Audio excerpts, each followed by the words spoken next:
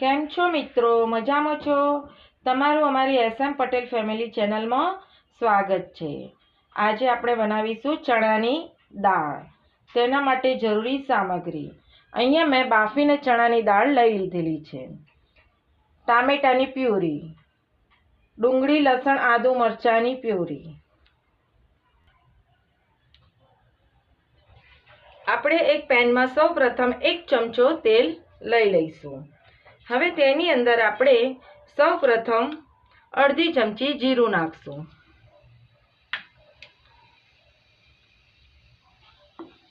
જીરું સંતળાઈ જાય એટલે આપણે તેની અંદર 5 ચમચી હિંગ નાખશું.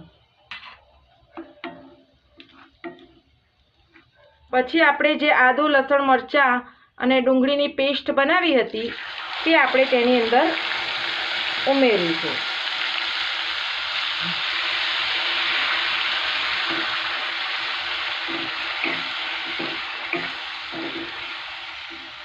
હવે આપણે આને 1 થી 2 મિનિટ સુધી સાંતળશું.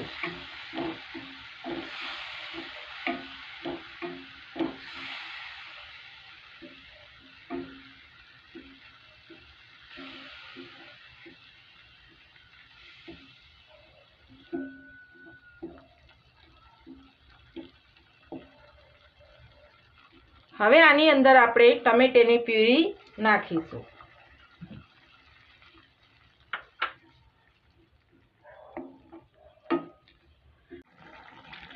હવે આને આપણે 5 મિનિટ માટે ઢાંકીને રાખશું.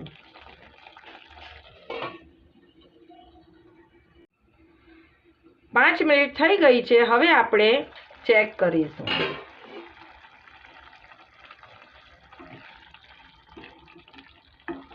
હવે આની અંદર આપણે સૂકા મસાલા નાખીશું. 1 ચમચી ધાણા જીરું પાવડર, 1 ચમચી મરચું પાવડર, અડધી ચમચી હળદર પાવડર, અડધી ચમચી ગરમ મસાલો.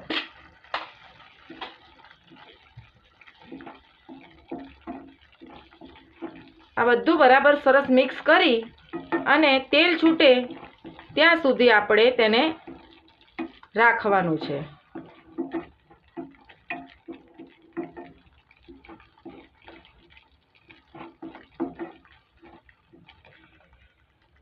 હવે ફરી તેને 5 મિનિટ માટે ઢાંકી દઈએ.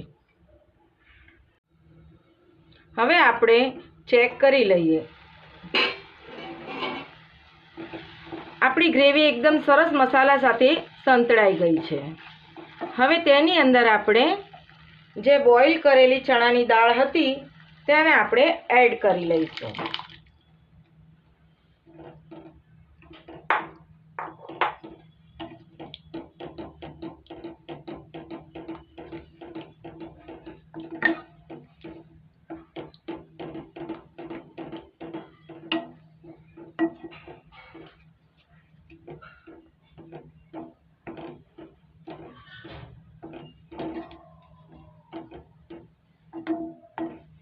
હવે આમાં આપણે સ્વાદ અનુસાર મીઠું નાખીશું.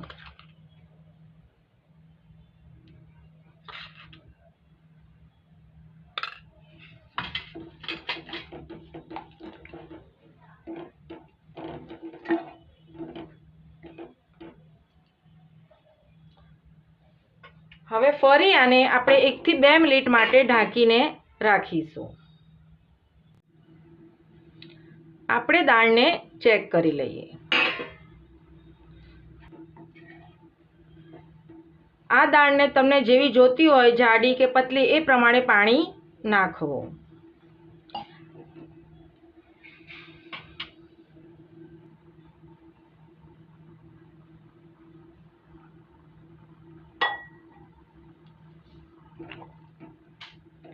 આપણી દાળ એકદમ તૈયાર થઈ ગઈ છે.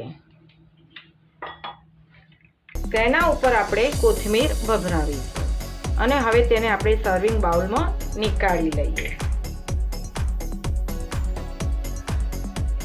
આપણી ચણા દાળ એકદમ મસ્ત તૈયાર થઈ ગઈ છે. આને આપણે જીરા રાઈસ જોડે, પૂરી જોડે, પરાઠા જોડે ખાઈ શકીએ છીએ. Thank you for watching my video. Like કરો, શેર કરો, સબસ્ક્રાઈબ કરો અને આ રીત તમને કેવી લાગી તે માટે કમેન્ટ કરો. Thank you.